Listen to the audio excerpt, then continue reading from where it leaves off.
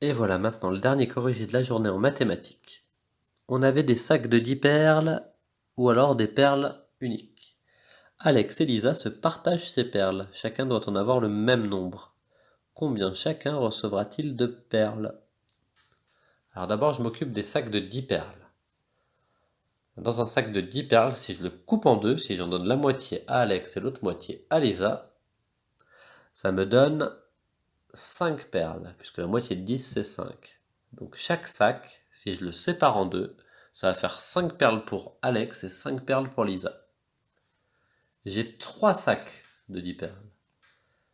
Donc je vais donner 3 fois 5 perles à Alex et 3 fois 5 perles à Lisa. 3 fois 5, vous le savez, c'est 15 perles. J'ai déjà donné 15 perles à chacun. Et il me reste deux petites perles qui n'étaient pas dans des sacs. J'en donne une à chacun. Donc 15 plus 1, ça nous donne 16. Au total, chacun recevra 16 perles.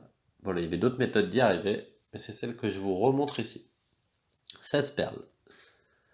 Exercice suivant, combien de centimètres chaque morceau mesure-t-il? Lisa et Alex coupent le fil qu'ils ont reçu en deux morceaux de même longueur. Le fil entier mesure 30 cm. Donc le fil, avant qu'il soit coupé, il mesure 30 cm. On veut le couper en deux en plein milieu. Et on aimerait qu'ils aient tous les deux des bouts de même longueur. Et quelle va être cette longueur? En gros, on cherche la moitié de 30. Ou alors, quel nombre plus quel nombre est égal à 30? Ceux-là, on les connaît. 15 plus 15, c'est égal à 30. Le double de 15, c'est 30. Donc la réponse, chaque morceau mesure 15 cm. Alex et Lisa ont chacun un morceau de fil qui mesure 15 cm. Et avant qu'il soit coupé, il faisait 30 cm.